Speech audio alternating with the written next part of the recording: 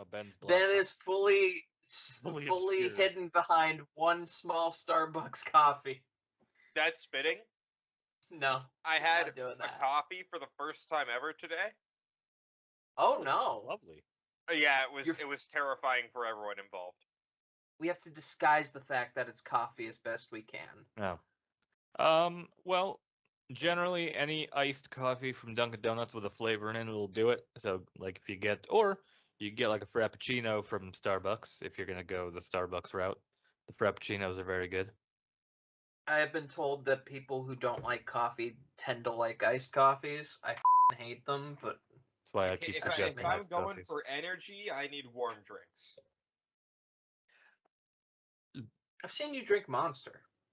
Yeah, and then like energy drinks don't do much for me. But then like coffee gets me in the zone.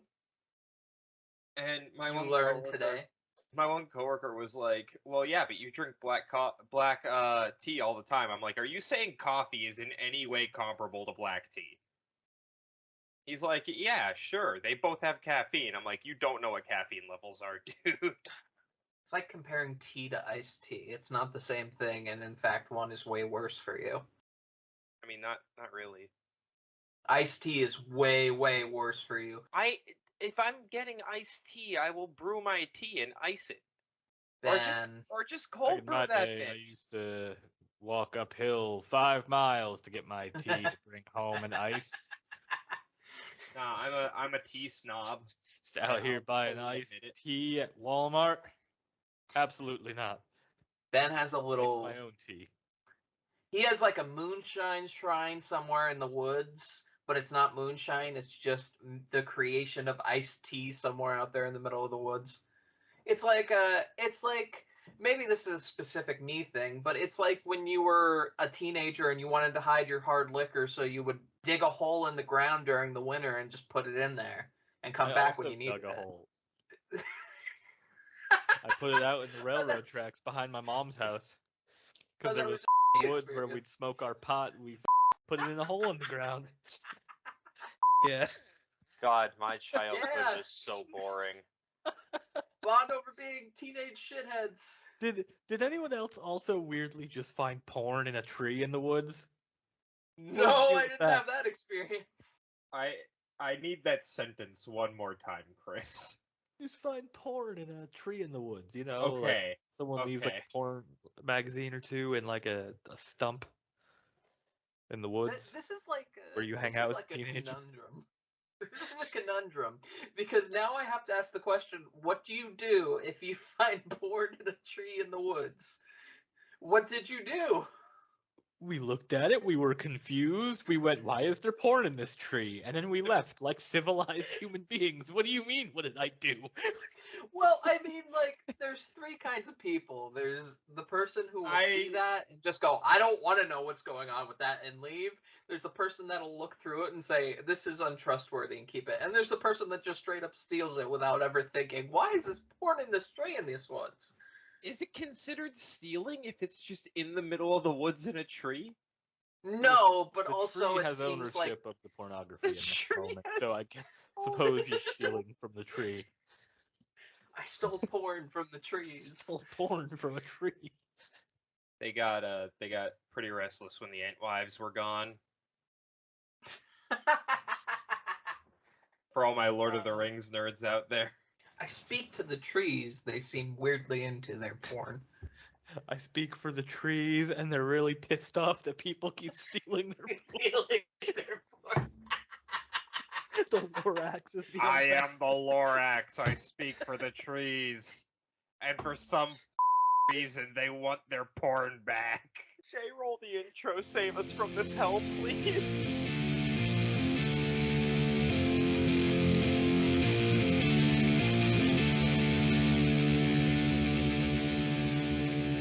Hello and welcome to Star Wars Every Week Forever, the podcast in which we watch one Star Wars movie every week forever. This week, we begin the 8th rotation with The Phantom Menace.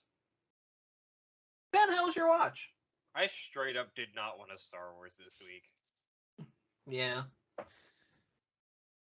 I sat around playing games all week, and then I was like, oh, wait, fuck, I have to do the Star War.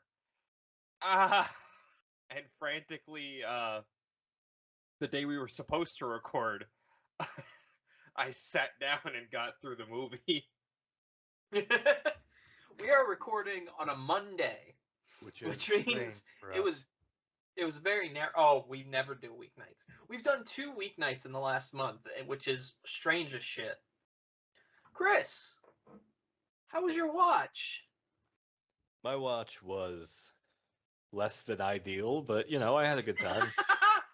How was it less than ideal? Please regale us.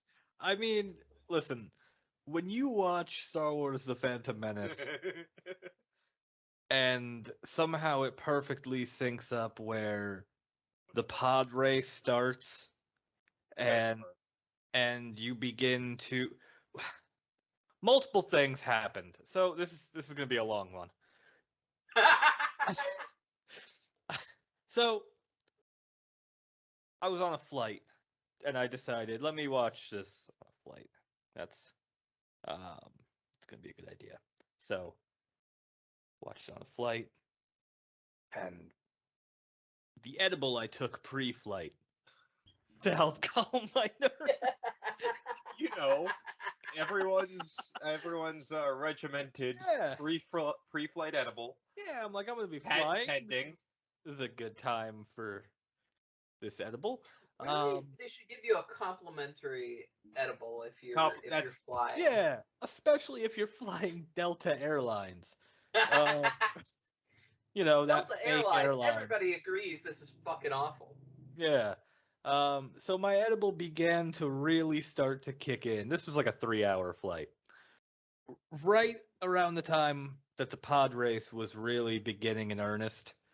And we also started encountering really severe turbulence. Oh no. So, you were in the middle of a giant metal contraption in the sky, experiencing turbulence while you were watching jet engines explode all over the place in a Star Wars movie. Oh my god. It was a surreal experience.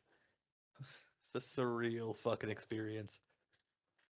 I mean, all I'm hearing is that Chris got an interactive pod race experience. But yeah, I mean, all in all, it's a better watch than normal because at least it was something different, I guess. So I was fearful The moral for my of the life, story but it is was fine. the moral of the story is I wasn't just stuck raw dog in episode 1. yeah, I was about the most out of my element as I could possibly be in that moment. Can we ban the word raw dogging from Well, first the off, podcast? first off, what do you mean the word? Is it one word? Is it hyphenated? Yeah, sure. I never want to hear the term raw dogging in my life ever again. But maybe just on the podcast that we do, we never mention the words Jay, raw and dogging listen together here. in conjunction ever again. No. Listen here, I'm out here. I'm the straight edge one who doesn't drink coffee. I'm out here raw dogging life. Like, Good God. I'm starting to see a problem with you not explaining the movies now, and it's apparently us talking about raw dogging. it's that there is no escape from my shenanigans. I love that every time Jay says raw dogging, it's got such a strong mom energy to it. Raw dogging. Can we please stop saying Someone's raw dog? I just didn't want to hear the words raw dog today, children. Jay, how was your watch? It was a Star War. I watched a Star War. It was fine, all things considered. I did not go into a A fugue state. a fugue state because I actually did have to make notes since I couldn't rely fully on Ben and get more and more drunk on the podcast like I did the last 8 episodes. Wait, what do you mean? Ben still has one oh wait, never mind. What are you talking about? No, never mind. How So we have no bits going into this rotation, huh? Not that I know of. Nope, it's a plain rotation. So you could say we're raw dogging this whole rotation. Oh my god, can we end the episode now? Chris, I adore you. You know, there is a time where Chris said what this podcast is going to turn into at some point is us not talking about the movie at all and just us talking about our weeks. I didn't think when you meant us talking about our weeks, it would be us repeatedly using the term raw dogging in more and more versatile ways. Yeah, you got. It was a versatile. No, if you gotta follow through, motherfucker. No, I can't. I'm too weak. I'm too weak. I'm too weak. So The Phantom Menace is a movie that we watched. It is? Yeah. Oh man, let me tell you, it was something. I love how fucking minute 1 of knowing Anakin, Obi-Wan is already sick of his shit. Another pathetic life form. Well, he's Yeah. right. Like, straight up, Obi-Wan's just like, I'm gonna hate this motherfucker, aren't I? Also, really racist thing to say. Like, you know what he was implying when he said those words. Just like, oh, another fucking useless alien like Jar Jar Binks? Obi-Wan Kenobi. I don't know about that. Come on. There was some venom behind that tone that was specifically racist adjacent. Racist chase. I had the thought this watch. You know how when they go to Autogunga, and they ask for transport, and then Qui-Gon's just like, I hope that's transport, and they walk away. What happens if they just left the presence of Boss Nass and they followed the Gungan guards down, and then it wasn't a transport, it was just like some kind of fucking, I don't know, coupon or like a little fucking kiosk or something? Because, like, Qui-Gon specifically chooses to not ask if it's a transport. He just says, oh, I hope it's a transport. So, like, he would get to the other side of Autogunga and then be like, well, fuck, I guess we have to go back and beg some more. That would have been an awkward fucking second scene if he just came back and it's like, we could use a transport, not 3 for $5 at Benny's, please. They just bring him over to the local Boscovs. Was that a pun? No? Well, oh it my is now. god! Oh my god! We have I'm transcended. an unwitting genius. Did you just self-profess? Did you just self-profess yourself a genius for Boscovs? I've outdone myself. And then did you profess yourself a genius while saying unwitting in it? Yeah, I've outdone myself. I can't. There's no up from here. I've hit the. Oh my god. Yeah, they don't talk about how Boss Nass owns 90% of the clothing stores in the entire galaxy much, but it's true. It's actual canon. You know, they also don't talk about how, you know, his company's on the downside because of big business Jeff Bezos. But I accidentally make Jay hate me for puns now. It's not even. I'm not even trying anymore. It's just automatic. Much in the same way that just launching into fucking improv bits has become second nature to us now. You making puns is also just it happens. I also had a thought. This movie. What if this movie actual releases, not being the way they were. If this actually was the first Star Wars movie, like if this is the first Star Wars movie that was ever released as actual episode 1, do you think there would have been like much clamoring for a sequel? Do you think we would have gotten to Waterworld. 9? You It think would have been It would Waterworld. have been Waterworld? A movie that had all of the hype in the entire world, literal Waterworld, and then people saw it and it was long and it was boring and it was terrible and they were like, no, I don't need more of this. And then it would have never happened.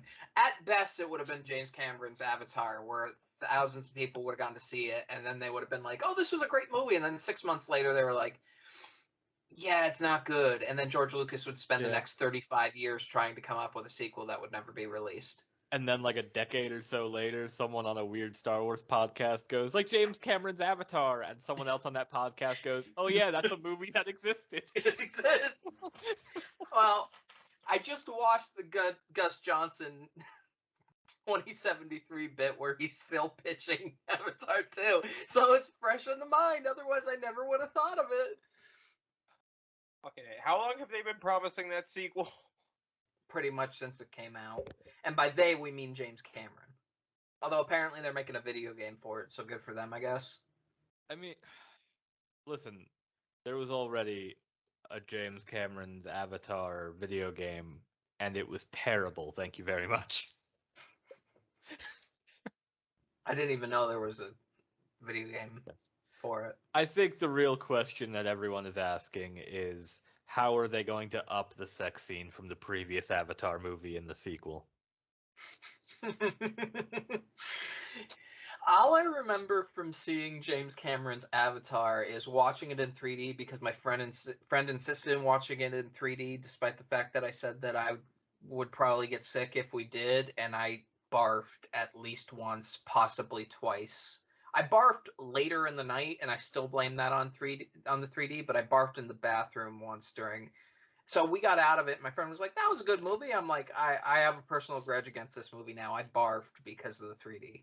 I remember watching this movie after all the hype and all this fucking massive hype for this movie, and I remember going to see this movie with my dad and my stepmom, and I'm watching this fucking movie, and it's long-winded, and then I'm like, man, this is really a weird movie to be watching with your dad and stepmom right now. Like, this is just what is this movie?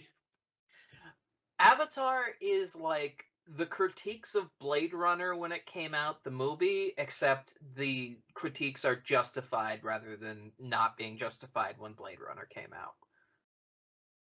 It's just long and boring and uninteresting.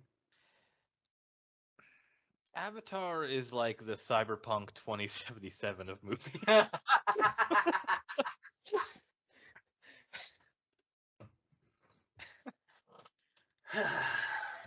But yeah, that's genuinely how I feel. I had a friend. We all did. We all had a friend buy all the Dinotopia DVDs recently, and I kept thinking during that conversation about how Dinotopia was the television series was a result of this movie, and I feel like if Star Wars never existed, George Lucas would have just directed Dinotopia, and that would be the thing he's remembered for, because Indiana Jones wouldn't exist and everything else. Oh, do you remember that guy that made like a diner movie that was kind of good, and then went off the face of the earth for 30 years, and then came back and then did like Dinotopia in 2001? That's George Lucas. Oh, I didn't remember his name.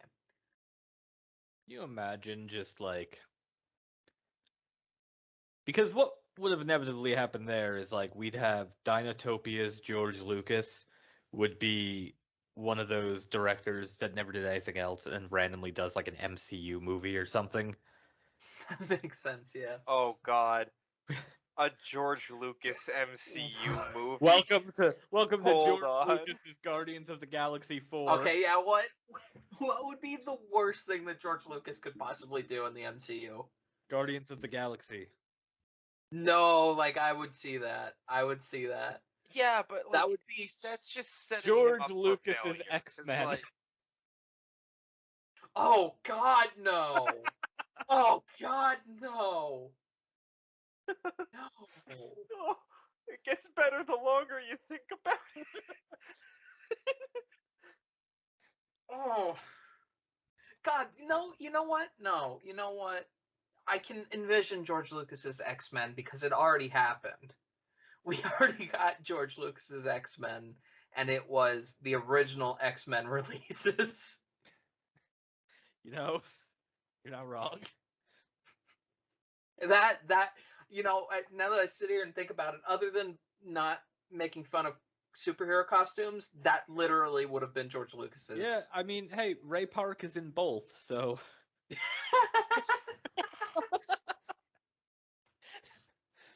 Show me that AO3. Hi, welcome to Show Me That AO3, the bit that we occasionally do on this show that is brought to you by at SWAO3 on Twitter, who collects the wonderful tags from the internet's most famous fan fiction website, Archive of Our Own, and takes the tags, the random tags and descriptors within it, and tweets them out without context. Except today we're doing something a little different. I'm going to call this a variant episode. It is going to be the random ships episode. oh, And no. not I all of already these, hate this. but not all of them come directly from AO3 tags. It is actually inspired by a thread that they found containing two random ships, crossover ships, and then several people in the comments mentioning weird ships that they found that cross over with Star Wars. So, same as usual, 5. One of them is fake, 4 of them are real, and you will have to suss out which is the fake one. Are you ready to play? Oof. Okay, I'm ready. I'm in fear. All right. That's exactly where I want you, in fear. That sounded very aggressive. I apologize. Holy shit. It sounded like the beginning of a fan fiction. Number 1. Ahsoka Tano / Darcy Lewis. So that would be Darcy Lewis from yeah. the Thor franchise. Number 2, Padme Amidala / Jasmine. So this would be Jasmine from Aladdin. Number 3, Anakin Skywalker / Thor. Number 4, Benjamin Franklin Hawkeye Pierce / Obi-Wan Kenobi. Benjamin Franklin Hawkeye Pierce, aka the main character from MASH, the television show. One of these is bait. And number 5, Ben Solo / his dad's corpse. So one of these is fake. The other one is real. Or one of these is fake. All the other ones are very, very real, according to the replies and quote tweets to this thread. Dang. One of them is a crime against Ben. nature. You're not gonna just throw that last one at me and no sell it. Oh, One I of have no them is a context. crime against nature. I have no context, so I can't One really of expand these- upon it if it is in fact real. One of these is a sin against God. Right. We're all children the of other God is here at bait. Star Wars Every Week. This is a good Christian This is podcast. a good Christian family show. For fuck's sake, coming in here with this filth. So one of these is fake, the rest are real. Who wants to take a guess? I cannot see what that says, Ben. Oh, I've like disappeared. Oh. I've been hanging out with my Kansian friends too much. It's a What it's a does- cue card with a stick figure, and it says I wrote me, but I scribbled it out. It says Ben, and there's a target below it. It says trouble. Okay. Uh-oh, we're in trouble. Ben, what do you think? I try not to. Let me go over them one more time. I prefer Number 1, not to. Ahsoka Tano / Darcy Lewis. Number 2, Padme Amidala/Jasmine. Number 3, Anakin Skywalker/Thor. Number 4, Benjamin Franklin Hawkeye Pierce/Obi-Wan Kenobi. Number 5, Ben Solo/his dad's corpse. It's 4. 4 It's is the 4? fake one. 4 is the fake one? 4 Okay, is- Ben, what do you think? 4 is bait. I know 4 is bait. I'm going with. I'm afraid it's not an answer. I'm afraid. I mean, you can answer it as that, but you will definitely be wrong. Survey says. Survey says. Not on the board. Oh God. 5. 5. 5 is the 5. fake one. I want 5 to be fake. I think The everyone fake wants one. 5 to be fake. The fake one is Padme Amidala/Jasmine. The rest, according to the thread, are absolutely real. So not only is the MASH crossover we've all been waiting for real, so is Ben Solo/his dad's corpse, which I severely hope is just someone making a Unacceptable. joke. Unacceptable. If you're wondering, the ones that AO3 tags on Twitter specifically sent out is Ahsoka Tano, Darcy Lewis, and Anakin Skywalker Thor, because they're from the same fan fiction.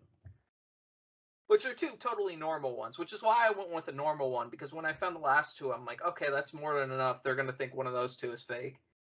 My existence really is just pain. You can... I now know that there is this thing in existence. Okay, so I'm going to pull back up that tweet thread, because there was more than just that one on that tweet thread. Please do not. I beseech thee. I am way too high for this. I'm way too sober for this. The last 10 minutes or so have been a ride. So this is how the thread went. It's a screenshot. Anakin Skywalker/Ben Solo. Ben Solo/his dad's corpse. Ben Solo/dead Han Solo. Han Solo's rotten corpse. Ben Solo. Anakin Skywalker. Obi-Wan.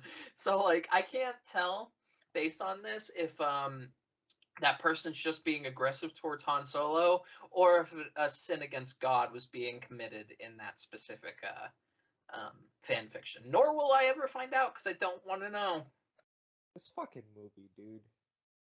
That Ben's voice is just coming from the ether at this point. Yeah, I he keeps I disappearing. choose not to be seen in this whatever is now happening.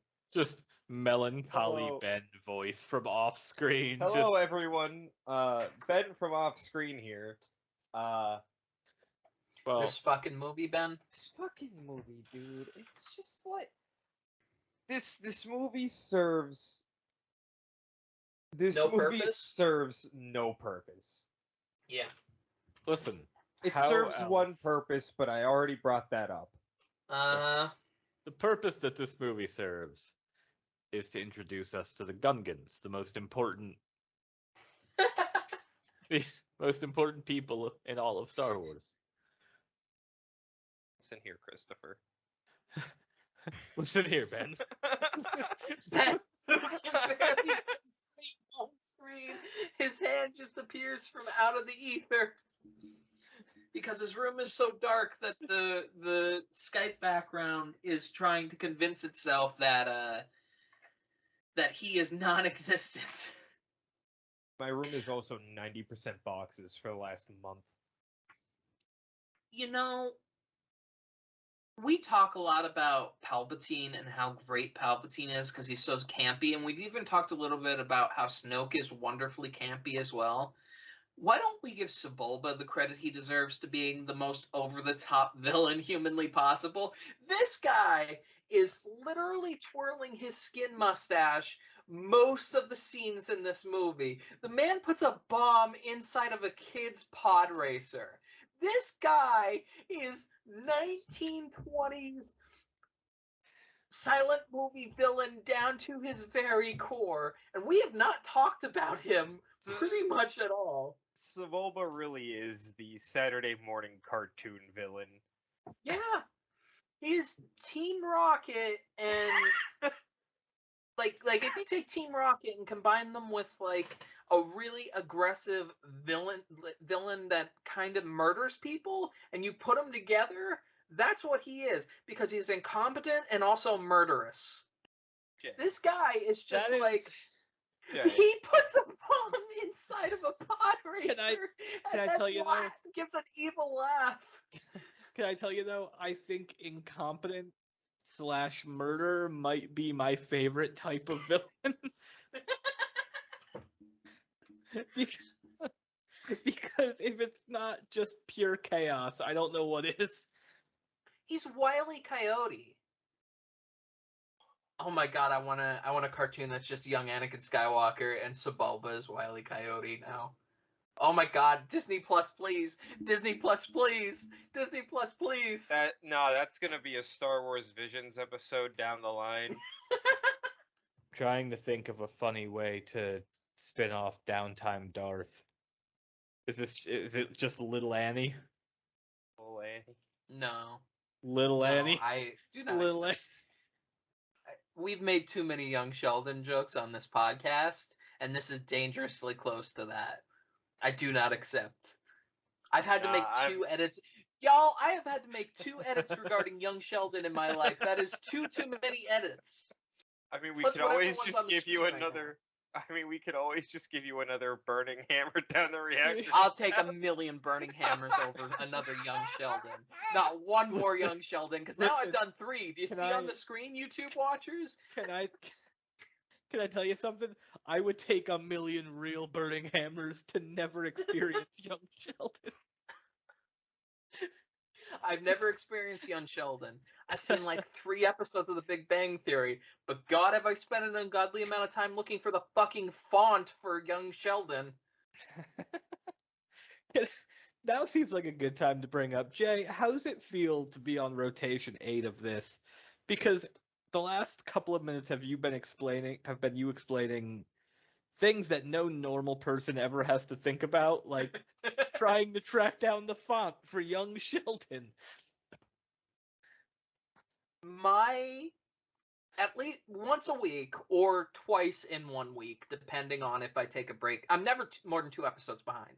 I spend hours editing a podcast where the questions that I have to ask myself would drive a normal person insane. I have had to look up so many my Google search history is fucking ruined. I've had to look up so many pictures of Adam Sandler, so many pictures of Barack Obama. I have multiple PNGs of Barack Obama on my computer, depending on whatever we need that week. Jay, you're 100% on a list. It's too many PNGs of Barack Obama. I have kept very nearly every used image that I have ever used to make an image on this show inside of a folder, and every time I open it, I just scroll down going, what the fuck is my life? There's like a small team of FBI agents. Just like, this is every 3rd or 4th week, it'll be like, Steve, she's looking for more Obama pictures. It's the SWEWF task force. What are they doing? This is a front for something, I know it. Something's happening here. I don't know how, but they are a threat to national security. Why are they looking for Elon Musk pictures again? Why did they download a Jeffrey Bezos PNG and a Tauntaun sleeping bag in the same day? I don't understand. How hard do you think it would be to get a Tauntaun sleeping bag in the next Jeff Bezos spaceship? Probably hard. I don't know.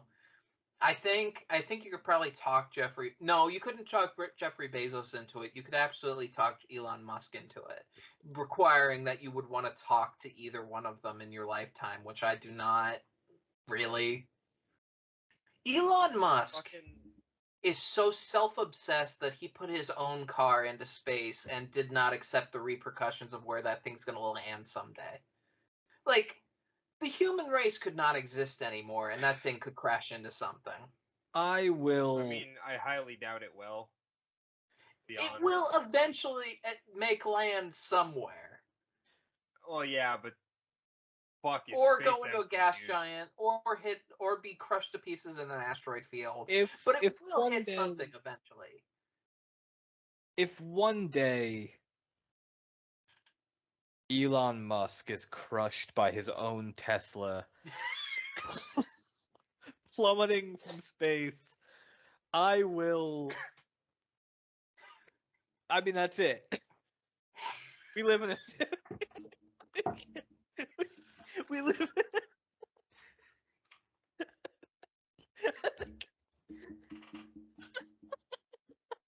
I think I We will do anything not to talk about Star Wars.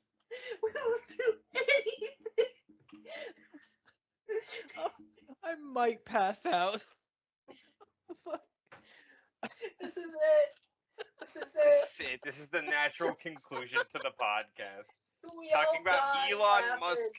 Talking I'm about Elon dizzy. Musk getting hit by his I'm own car that he dizzy. threw into space. Oh my god. We really will do anything to avoid these It's not- fucking movies now. Fuck it. So yeah, I mean that's Star Wars: The Phantom Menace. That's Star Wars: The Phantom Menace for you. Oh I- my God. To bring us back on course and dangerously close to the danger zone, it only sunk in this watch that Anakin's freedom has been determined twice by a pod race. Not once, but twice. Like, I feel like I've known that information in the back of my head, but it cascaded over me this time. Like, it was I never fully realized it until this watch. Yeah. I feel like they Like, should have leaned on that why- harder. Yeah. It's just a random one-off line. Yeah. Like, Luke Oh. Skywalker should have had to have Oh no. raced his father in a pond. The natural conclusion of Return of the Jedi should have been a pod race. You know what? I'm here for it. It's like I'm here for that rewrite. it would be like if it's like that weird random street racing scene in Batman and Robin. Oh my god! Where it pops up for no reason. It's not a There's just reference. neon paint everywhere for no fucking reason. You have to check, like, if it's on TV and you're watching it, you have to pause on the TV and, like, is this the same movie? This is still. Luke Skywalker pulls up in Anakin Skywalker, now Darth Vader's pod race, and there's just a random woman on the street, and she's like, "That's not Darth Vader, that's Darth Baby." And he's like, "Why don't you get in and find?" Because that's how that scene goes. That's how it starts when he steals the Batmobile. He just shows up and he's not like, "That's not Batman, that's Batchild." Something along that line. That's Bat Boy. They said Bat Boy. Batchild's a better line, though. Batchild Bat. is for some reason one of my most favorite things we've said on this That's podcast. You know what? My new goal is to reach a high enough point in my writing career that I can convince DC Comics to let me write a miniseries of Batchild. Can we have, while we're shooting for the stars, can I have just a Bat Family kart racer? That would be great. No. Yeah, that'd be really good. You're outvoted, Ben. Oh god. Or let's do a remake of Star Wars Episode 1 Pod Racer. It's just, instead of the red shell, it's the bullet that killed Batman's parents. But it can't just be, like, it's got to be, like, every vehicle from There's- every every Batman movie and the Batman comics put together, because you're goddamn right I'm gonna drive around it with fucking Mr. Freeze sticking out of the fucking window of a spiky tank that makes no fucking sense. Instead of the blue shell that automatically goes after the person in first, it's a crowbar and it hits Red Hood no matter where they are.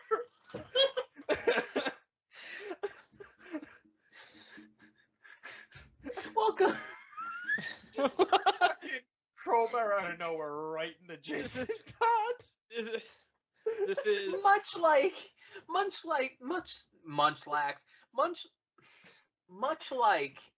Jason Todd's death in the Batman comics. You voted that we would talk a ton about Star Wars, and we decided to talk about Jason Todd instead.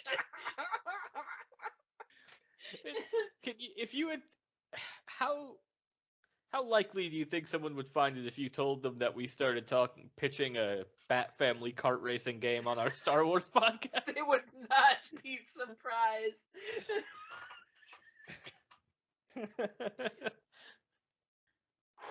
God. Hey, I mean, Batman is kind of related to Star Wars Episode 1, The Phantom Menace. Both of those franchises are guilty of severe child endangerment in weird... Also, Pissy Pants McGee is in a Batman movie and Star Wars. 6 Degrees of Star Wars with Liam Neeson. 6 Degrees of Star Wars, please. What is this episode? Why did we become so reliant on Ben explaining the plot of the Star Wars movies? I love that also in that weird Venn diagram of Star Wars and Batman and Liam Neeson is also Love Actually. I'm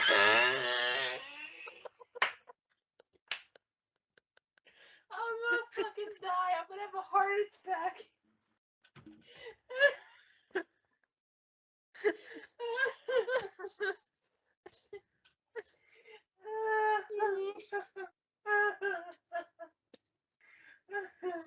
Oh man.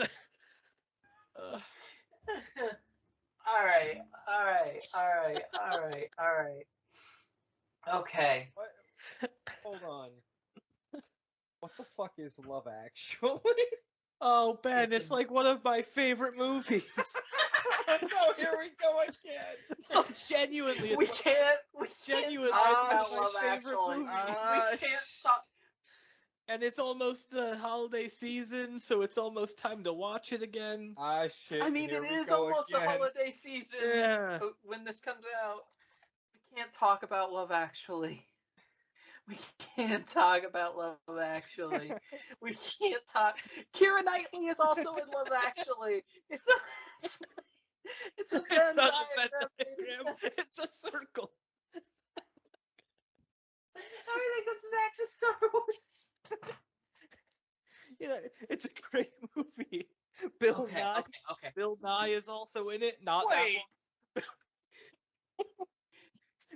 Wait. Not that one. Not that. Okay. That one. I was gonna have Davy questions. Jones. Davy Also- Jones. Bill Nye. Ben, I guarantee you have seen a part of this movie without even realizing it, because the hold up cue cards and then drop it meme, like the Professor Love standing outside someone's house and then just dropping. Yeah. That's from Love That's Actually. from Love Actually. Oh, that's so cringy. Yeah, you know. Yeah, it's a cringy movie. Also, Alan Rickman is in this movie. No. Yeah, there's a lot of people in this movie. It's such a good movie. A lot of it. Hugh Grant, because Hugh Grant Yeah. is in every romantic comedy from 2000 to 2006. Yeah. Including one with Drew Barrymore, who was also one. So, I have a good way to end this fucking episode. It can't be that So, time already. I don't think there's a good way to end this episode, Jay. It's close enough to time. So. Recently in our time, a month and a half ago in yours, or more, the Super Mario Brothers cast came out. No. No. I want Don't to take do the main this. players from Phantom Menace, and I want to find a way to recast them and fuck them up as much as possible in the Super Mario Brothers way by just picking the most popular actors we can think of in the worst roles that they could possibly be in. We're Okay, going to hear take me the out. recast bit, and we are going to take it to what I call the Super Mario Brothers extreme. Okay. So we're doing Obama. Phantom Menace? God damn it. Yeah, Ben. we're doing Phantom Menace. Let's do No, but we need- Obi-Wan. We need to do ground rules, Ben, because you immediately came at the gate with Barack Obama, and we can't No, we we can't can't do keep that. doing Obama. You have to have These a need to- specific mentality. Yes, this needs to be 2021 realistic God, I Phantom don't Menace recast. pay attention. You have to famous pick people. actors that are so unobvious that obvious. Like you have to be a Hollywood executive that knows nothing about Star Wars who just picks the most random people you possibly can. I have one. Okay, go. Timothy Chalamet for Obi-Wan Kenobi.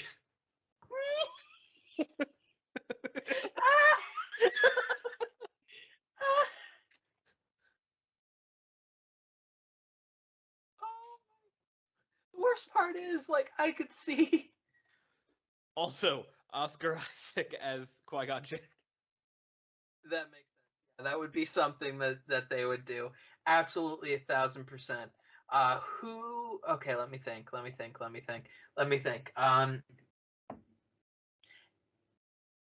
Andrew Garfield as Qui-Gon Jinn, because everybody casts Andrew Garfield as so much older than he looks. So Andrew Garfield as 60-year-old Qui-Gon Jinn, but looking exactly like he does normally. Is Qui-Gon Jinn supposed to be 60 years old in this movie?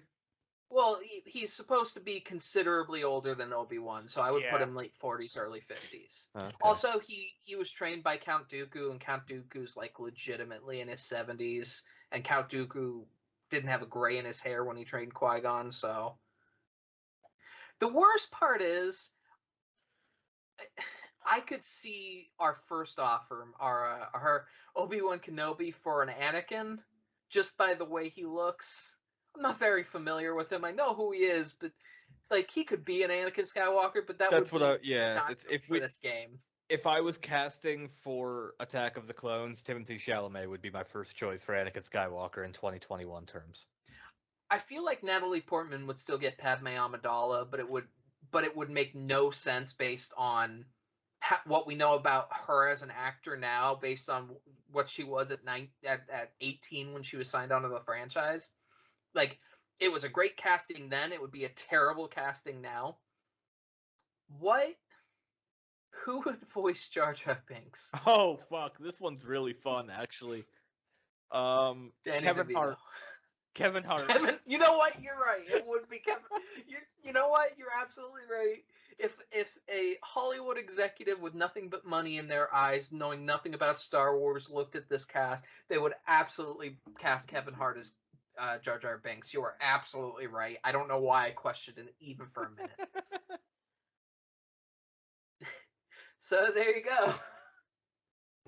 Miyamoto has presented you with the new. Wait, you got something.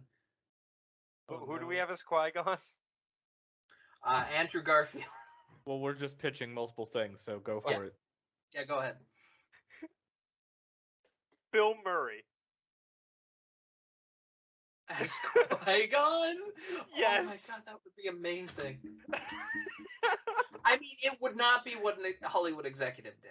Not by any stretch of the imagination. But it's also I very don't good. know famous people, so I'm just throwing shit at the wall and seeing what sticks. Oh my god, that's very good. Joaquin Phoenix is Obi-Wan Kenobi.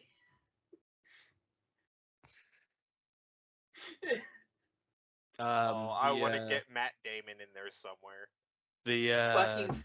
Matt Damon. The Stranger Things kid as Anakin Skywalker. Yeah, I was about to say one of the Stranger Things kids as Anakin Skywalker, because that's what would happen. Yeah. Well, I hope Vin Diesel as Watto. Oh my god, that would happen. That would absolutely happen. Bruce Willis as baby Anakin. Okay, but that's not. That's No, not. You gotta imagine stick. the pod race. You gotta stick to the. What is this? A fucking Gorillaz music video? You gotta stick to the plot here. Oh my god. Well, that is the movie that would happen. Thank you, Shigeru Miyamoto. At the end of all of this, it'll just randomly be like Ian McDermott playing anybody but Ian McDermott as like the final slide of this presentation, because that's what they did during the Mario one, so that's what it has to be here. Man, that's a cursed movie. And I would still watch it just for whatever the fuck is going on, and I want to know it. This has been Star Wars Every Week Forever. Good night. Hello, all you beautiful people, and thank you very much for joining us on yet another week of Star Wars Every Week Forever. We upload every Wednesday around noon on various platforms, including YouTube, Spotify, TuneIn, and many others. If you have any friends, companions, people you would like to torture with our presence, feel free to send them our way. You know where to find us. If you would like to interact with the show and the various co-hosts, you can find us quite easily on Twitter at SWEWF. We check there very regularly, so it's easy to get a hold of us. And I hope all of you wonderful people have a glorious rest of your day. Until next we meet, may the Force be with you.